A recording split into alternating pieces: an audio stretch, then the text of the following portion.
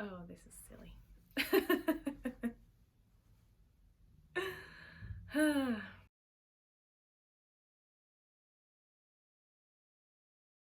Hello and welcome to the Mad About You YouTube channel. My name is Madeleine and thanks for spending some time with me today. I'm coming to you from my craft room in my apartment in Canberra, Australia, where I live and I work. And today is Monday the 5th of October 2020. Yes, 5th of October 2020. I nailed it. Anyway, so today I'm coming to you for a quick little update. I have a little bit of knitting to show you, some crochet. I finally have a finished object, and I also have some sewing for the first time in maybe 2 years on this channel. So if any of those things interest you, please feel free to watch along, and yeah, thanks for spending some of your precious time with me today. So I guess let's go straight into finished objects.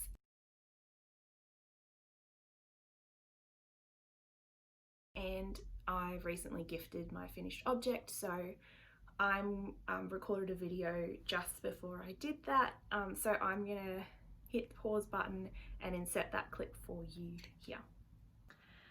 Okay, so I've got a finished object to show you, and this will probably have been gifted by the time I record the next episode, so I thought I'd just pop in really quickly to show you what I made. So, spoken about it a few times, Edward's Menagerie by Kerry Lord, and I made Georgina the Hippo,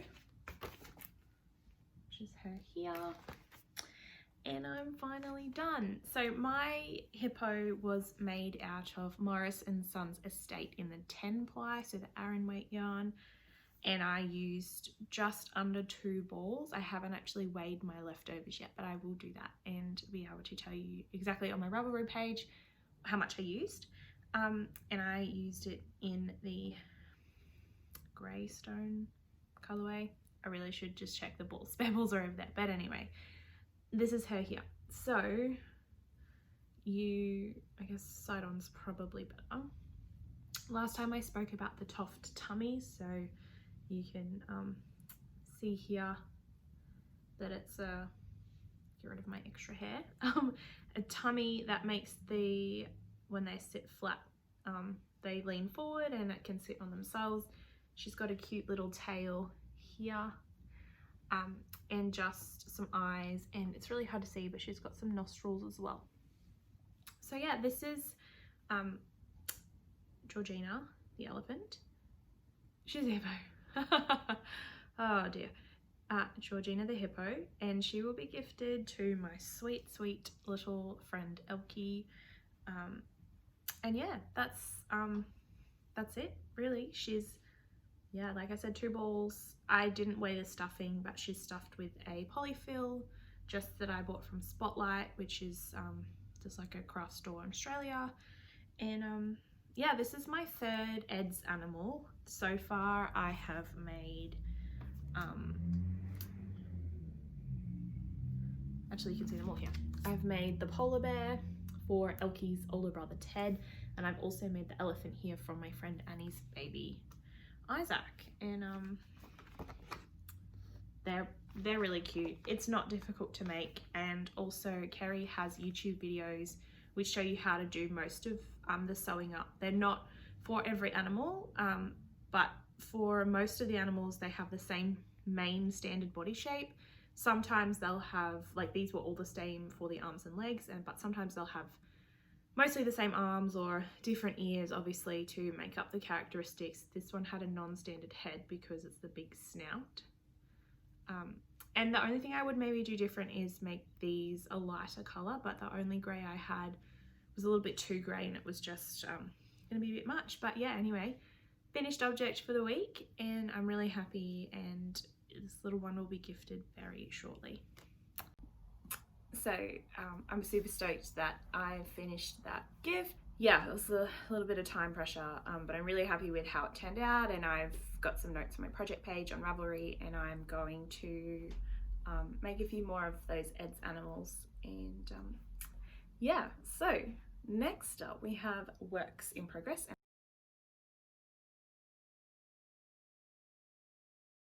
I have 2 to share this week. The first one, which is the Mammoth Effort, is my Fantastic shawl, which you're probably all getting really sick of seeing, but I've managed to do the diagonal rib section, and I guess I'm like 50% maybe now of the small shawl done. And for those of you who watched my Instagram stories, this section here, God, I think I mentioned it 2 weeks ago or last time I recorded, and I had I'd been having some issues with it then. This is the 3rd full time that I've actually knit this, and as you can see here, maybe I'm not really sure with the lighting, I've got a lifeline every 4 rows. So the first lot you do 6 of the pattern repeat, and then it's 4 more times. And oh man, I've marked every repeat with a stitch marker as well. So now that that's finished, I'm going to pull out those lifelines, which you can see here, and also there. And thank goodness, like, I guess it's maybe Murphy's Law. If you don't have it, you need it. If you do put them in, you don't need them. And there was a couple of times where I realized I'd made a mistake, but it was like, it's a knit 2, purl 2, and I'd maybe done like knit 1, purl 2, knit 2, purl 2, knit 2. So when I got to the end of a row, I would notice that the pattern wasn't right. And then there'd been a couple of times where I'd missed the increase. So like, I'd only gotten here and then realized I'd missed the increase on the row before. So that wasn't so bad, because I only had to go back, like, undo 8 stitches twice. Like, anyhow, I'm really happy with how this is going. I really love the colors and how they're working together. I did have it on a bigger needle, but the last time I pulled it out, I ended up on this smaller cable, so it's 30 inches or 75 centimeters, and it definitely could do with going on my larger cable. But I'm a little bit hesitant because of the slip extravaganza, which I'm starting next week. And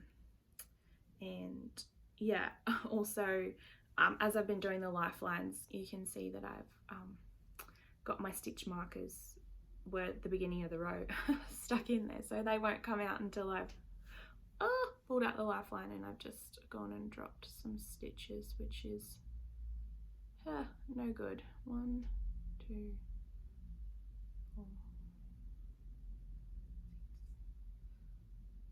7, 8. Let's make sure I've got those on right. Yeah, that looks about right. Okay. Whew. Anyhow, that is the Fantastitch. I probably didn't talk about the pattern. It's the Fantastitch shawl by West Knits or Stephen West. And I cast this on back in late July, and it's now the 5th of October. And I've pretty much monogamously been knitting on this project, but I have had periods of time in between now and then that I have not knit at all. So I'm fairly happy, and I think I'm going to put this project on pause now until I start the slip extravaganza, which is the 2020 West Knits mystery knit along, which starts this upcoming Friday on the 9th of October. So you can check that out on West Knits Instagram, Ravelry, and if you're not using Ravelry at the moment because of the visibility issues and whatnot, he is selling the pattern on a different platform. It's called Gum something, I think, off memory, but anyway, if you're not using Ravelry, you can definitely check that out. But I'd head to the West Knits or the Stephen and Penelope Instagram first. My second work in progress, I've only done 1 row on, and I may have mentioned them before, but I have found my pile of languishing whips, and it's these Knitpicks Felici socks that I was making 2 at a time. And I don't have it with me, but I pulled out my Fish Lips Kiss Heel sock cutout, and I'm in 2 minds what to do. I feel like I might just put in the Fish Lips Kiss Heel, and I've pulled out this grey colour because I don't want to break up the stitch sequence, and I don't want it to look funny, which I guess because I've made them, I think they're a row off, but they fairly well match. I could just do it and they'll be fairly similar, but also I don't want to disrupt it. So I think I might just do the fish lips kiss heel in this grey. And then I thought, like, I've been taking the Fender Stitch shawl into work. I have a work friend that I knit with at lunch a couple times a week sometimes. So I was thinking, once I've got the heels done, I can just take this for lunchtime knitting, because it'll probably get knit faster, because those rows take, you know, I get maybe 1 or 2 rows done in 40 minutes, which really isn't that much. Like, it's still good to have that time to knit, but it is slow going at the moment, and I really kind of feel like I want to get these socks off the needles, because I've got a couple other pairs that I would like to make. So hopefully by the time this actually gets uploaded, I will have put the heel in. I did see on Instagram, there's a lady called, so she dyes saltwater yarns, but her Instagram handle is hand dyed by Beck, or handmade Beck.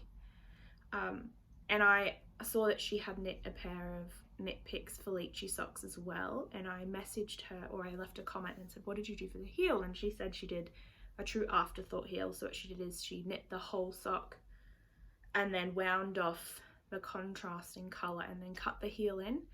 But I kind of feel like it'd be better to just do it as I go. And the only other pair of pattern socks like this I've knit where I just went straight in with the heel was for the ex, and I don't really feel like messaging and being like, hey, you know those socks that I made you, do you still have them, can you take a photo? Because we don't talk, and that's my boundary actually. So anyway, irrelevant. So yeah, in 2 minds, but hopefully by the time I've uploaded this, I've actually decided what to do. So yeah, that's the only 2 works in progress that I've been working on, and like I said, these have had like 1 row on them, and I think it's split kind of halfway in that pink section, because I stopped there because I know that like the light pink's coming next. So it might be nice to have the heel that's in these 2 colors, but because you just can't control it, actually, you know what I might do? I'm gonna go on Instagram and have a look at people's Knitpicks Felici socks that they've made. So I only have 2 more things to share. I mentioned the West Knit Slip Stravaganza coming up, the Mystery Knit Along. And so I have wound my yarn. I showed that last week, but I'm just going to give you a quick little look now. So these are my 3 pops, or main contrast colors, sorry. So this is that Val Fallberg for Valborg, which I bought at Stephen and Penelope, Undercover Otter, Life in the Long Grass, and then this one here. So you only need the 4, like it's 2 of this one and then those 3 contrasts. So I've only wound the first one. They're quite similar in the skein, so I don't think it will matter. I will need 2 skeins of this color, but I thought I'll just wind the 4. And I did the lazy swatch, which was essentially just, I got like a toilet roll and wound this one around the whole thing, and then the 3 colors, just to see how they played together, and I was really happy with how that turned out. So I've undone it, and I didn't want to cut that yarn off because I thought it might come in handy. So I might, if I remember, insert a photo in here so you can see my lazy swatch. If not, if you pop over to my Instagram, you can see that that's been done there. So all we're waiting for now is for the first clue to be released, and I need to like pick out the needles and whatnot for that. So that's it for the knitting content for today.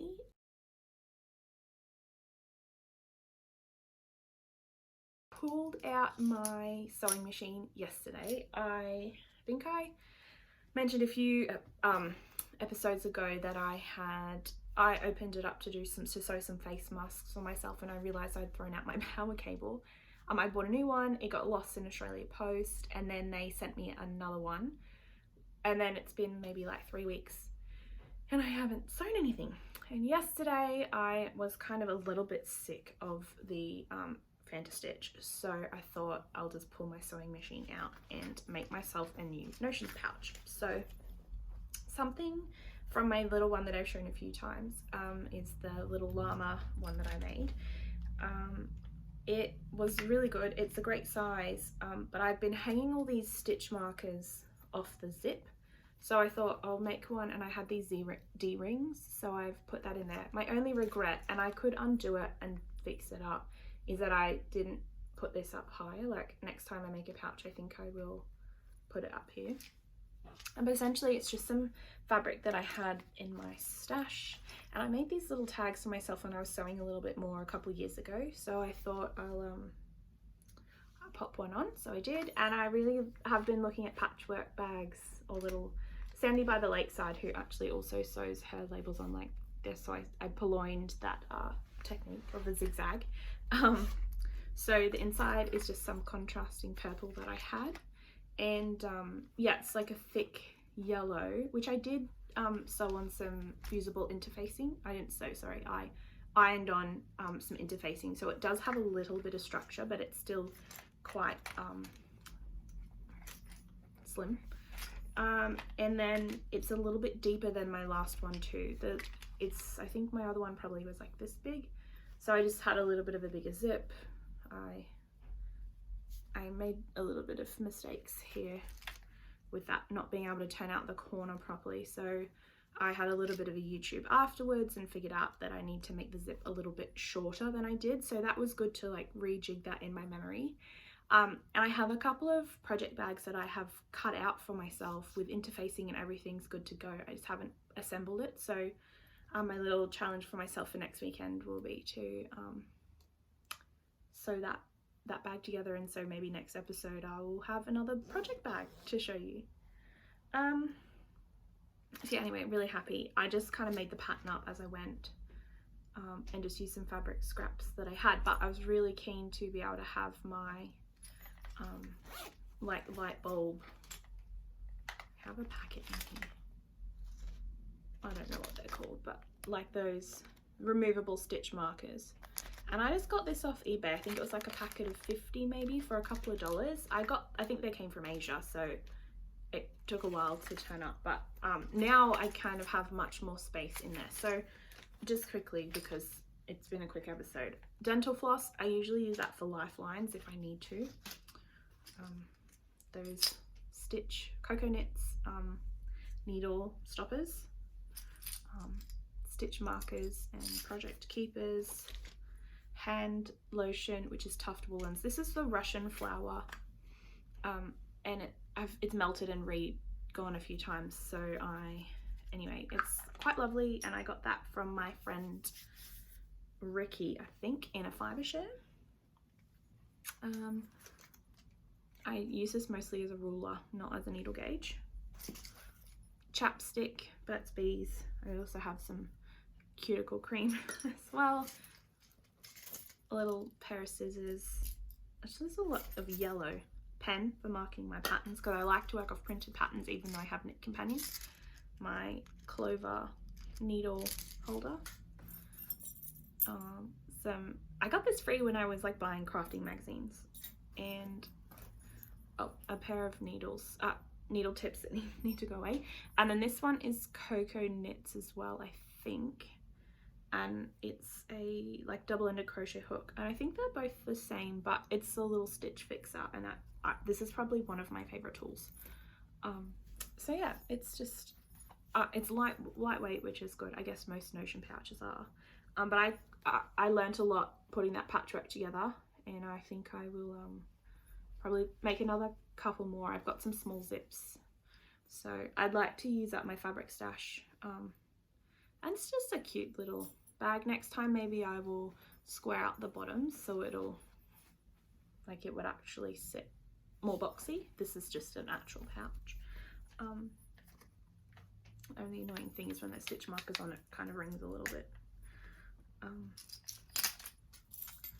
But yeah, that's kind of it. So I guess we're on to what's been happening, which I sometimes call knit and blather, or blather,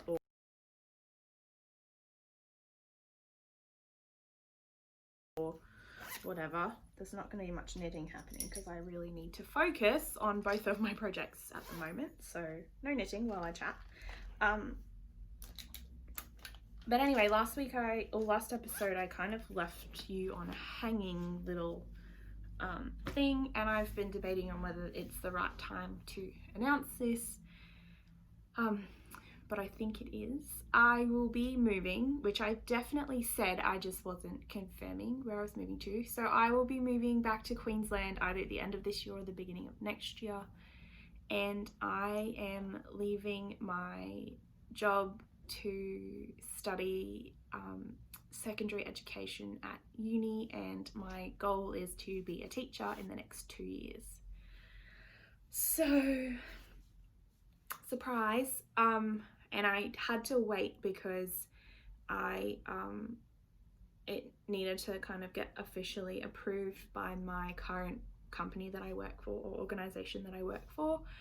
I wanted to tell the most important people who I've worked with over the years, which I've now done. It's been promulgated that I'm separating from my job, and so it's exciting, mildly terrifying, and I was also hesitant to say because my boss, who's been very supportive of my desire to change career completely, actually came to me last week with he asked me to apply for a position within our organization that's actually based in the US for 2 years. So that threw a spanner in the works of all of my plans that are in place. And ultimately I've decided that I'm not going to apply for that position.